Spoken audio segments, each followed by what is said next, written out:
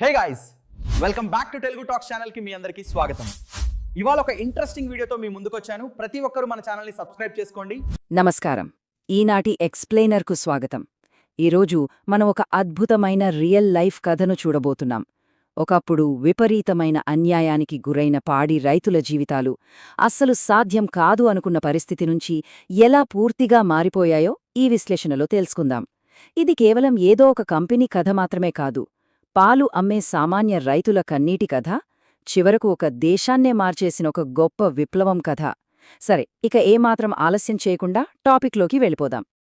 ముందుగా ఒక్కసారి ఆ దృశ్యాన్ని మీరు ఊహించుకోండి. సమయం ఉదయం కరెక్ట్గా 4 గంటలు. బయట వణుకు పుట్టించే చలి. ఊరంతా ఇంకా గాఢనిద్రలో ఉంటుంది. కాని ఒక రైతు మాత్రం నిద్రలేచి కష్టపడి పనిలోకి దిగుతాడు. పాలు పితికి వాటిని ఎంతో జాగ్రత్తగా తీసుకుని మార్కెట్కి బయల్దేరుతాడు. ఇదంతా ఎంతో కఠినమైన, ఎముకలు కొరికే శ్రమతో కూడుకున్న దినచర్య. కాని ఇక్కడే మనం ఆలోచించాల్సిన ఒక పెద్ద ప్రశ్న ఉంది. రోజంతా అంత కష్టపడి పనిచేసిన తర్వాత ఆ రోజు సాయంత్రానికి అసలా రైతు చేతిలో ఏం మిగులుతుంది? ఎంత ఆశ్చర్యకరమైన విషయమంటే కేవలం ఏవో కొన్ని రూపాయలు మాత్రమే.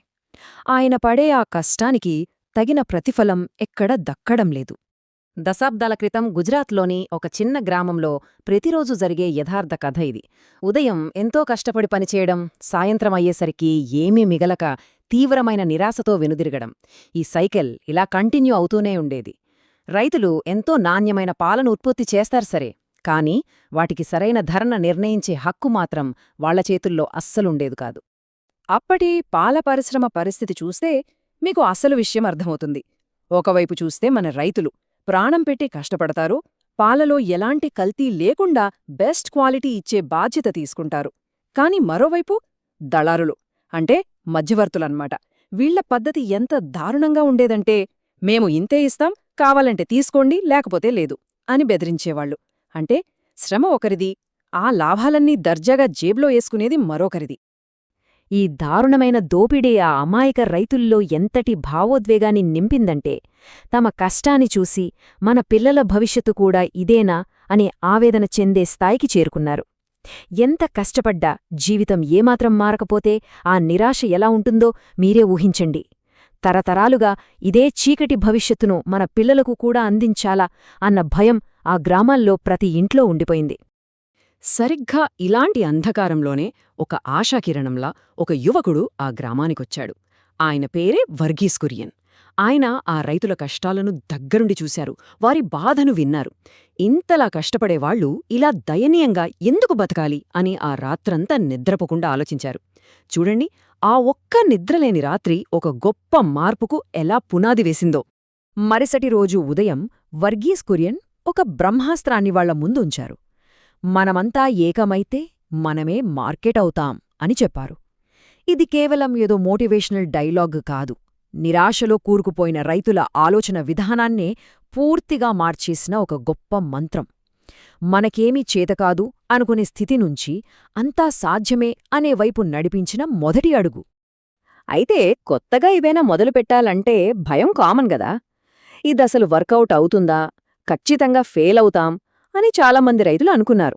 కాని కొందరు మాత్రం ధైర్యం చేసి ఏమైతే అదైంది, ఈ కొత్త దారిలో వెళ్దామని నిర్ణయించుకున్నారు. ఆ నిర్ణయమే నేటి అమూల్కు నాంది పలికింది.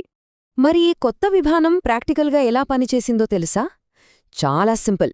కొత్తగా ఏర్పడిన ఈ సహకార సంఘంలో రైతులు దళారులకు పాలు అమ్మకుండా నేరుగా తమ సంఘానికే ఇస్తారు. ఆ తర్వాత ఆ సంఘమే పాలను నేరుగా మార్కెట్లోకి తీసుకెళ్లి విక్రయిస్తుంది. అంటే ఇక్కడ మధ్యవర్తులకు, దళారులకు అస్సలు చోటేలేదు. దశాబ్దాలుగా ఉన్న దోపిడీని ఇది ఒక్క దెబ్బతో కట్ చేసింది. నిజానికి స్టార్టింగ్లో అంతా స్మూత్గా ఏమీ సాగిపోలేదు. ఎన్నో ఇబ్బందులొచ్చాయి, నష్టాలు కూడా చూశారు. కాని వాళ్లు గట్టిగా ఒకటే నమ్మారు: మనం కలిసి ఉంటే మనం ఖచ్చితంగా గెలుస్తామని. ఈ ఐకమత్యమే ఎలాంటి అడ్డంకులొచ్చినా వాళ్లు వెనక్కి తగ్గకుండా నిరంతరం ముందుకు సాగేలా చేసింది. అలా రోజులు గడిచేకొద్దీ వాళ్లు చూపించిన నిజాయితీ, పాల నాణ్యత క్రమంగా ప్రజల మనసును గెలుచుకుంది. దళారుల దోపిడీకి వ్యతిరేకంగా మొదలైన ఒక చిన్న ప్రయత్నం కాలక్రమంలో దేశంలోనే ఒక అతిపెద్ద విశ్వసనీయమైన బ్రాండ్గా మారిపోయింది. ఈరోజు అమూలంటే కేవలం పాలు మాత్రమే కాదు, అమూలంటే నమ్మకం. ఇక్కడే అసలు ట్విస్ట్ ఉంది. గుజరాత్లోని ఒక చిన్న గ్రామంలో వీళ్లు సాధించిన ఈ అద్భుతమైన విజయం అక్కడికే ఆగిపోలేదు. ఈ స్టోరీ మొత్తం దేశానికే ఒక పెద్ద ఇన్స్పిరేషన్గా మారింది. దేశవ్యాప్తంగా ఉన్న మిగతా రాష్ట్రాలు కూడా ఇదే మోడల్ని ఫాలో అవడం స్టార్ట్ చేశాయి. దీన్నే మనం శ్వేత విప్లవం లేదా వైట్ రెవల్యూషన్ అంటాం. అంటే రైతుల స్వంత యాజమాన్యంలో నడిచే ఈ సంఘాల నెట్వర్క్ ద్వారా దేశములో పాల ఉత్పత్తి అమాంతం పెరిగిపోవడమన్నమాట. ఇది కేవలం పాలు పెంచడం మాత్రమే కాదు, గ్రౌండ్ లెవెల్లో లక్షలాది రైతుల తలరాతను పూర్తిగా మార్చేసి వాళ్లకు అసలైన పవర్ని అందించింది. దీని ఫైనల్ రిజల్ట్ ఏంటో వింటే మీరు నిజంగా ఆశ్చర్యపోతారు. నంబర్ 1, అవును, ప్రపంచంలోనే అతిపెద్ద పాల ఉత్పత్తి చేసే దేశంగా మన భారతదేశం గ్లోబల్ టాప్లో నిలిచింది. ఒక మారుమూల గ్రామంలో కొందరు సామాన్య రైతులు తీసుకున్న చిన్న నిర్ణయం యావత్ దేశాన్ని ఎక్కడికో తీసుకెళ్ళింది. ఇది నిజంగా మనందరికీ ఎంతో గర్వకారణం కదా. ఇక మనం ముగింపు దశకు వచ్చేశాం. ఈ మొత్తం హిస్టరీ నుంచి మనం నేర్చుకోవాల్సిన పాఠం ఒకటుంది. ఇది కేవలం పాలకు సంబంధించిన విషయం మాత్రమే కాదు, సమిష్టి కృషితో మార్పు ఎలా తీసుకురావచ్చు అనేదానికి ఇదొక పర్ఫెక్ట్ ఉదాహరణ.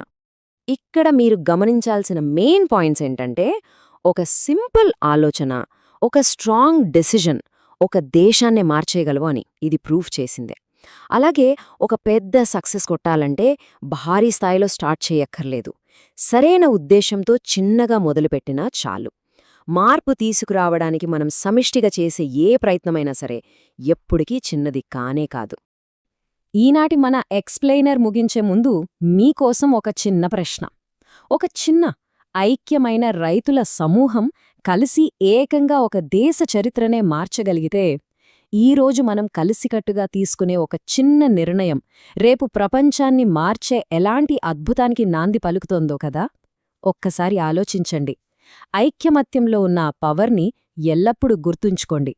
నేటి మన విశ్లేషణకు ఇంతే. మళ్ళీ కలుద్దాం.